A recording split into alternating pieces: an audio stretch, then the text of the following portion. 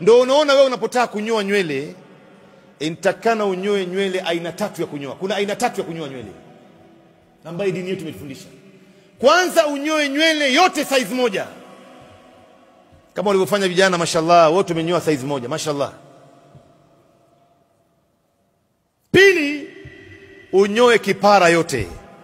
Unaruhusiwa kunyoa kipara. Wewe mwanamume, lakini si wanawake.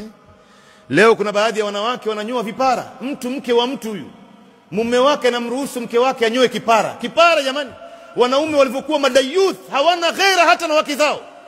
Unajua mapambo ya mwanamke ni nywele yake bwana. Mungu ameilinda nywele ya mwanamke, bado yeye ni mdogo ndo anaanza kunyonya.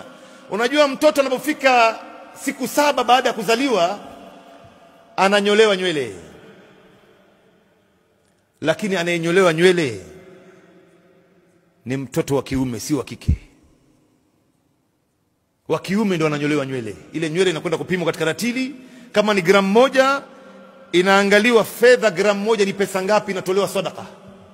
Lakini mtoto wa kike hanyolewi nywele. Mwenyezi Mungu ameilinda nywele yake, bado yeye ni mdogo sana kwa sababu mapambo yake iko hapo. Lakini wanawake wengi wanaona haya ndio maendeleo jamani. Maendeleo gani ya mwanamke kwa kipara bwana? Hii ni kwa wanaume hii. Kisha ya tatu, ukitaka kunyoa nywele, iache nywele yako yote. Mtume alikuwa anaacha hanyoi mpaka inafika kwenye mabega yake hapa. Lakini hii naye itategemea nywele aina gani jamani. Si nywele ya kila mtu.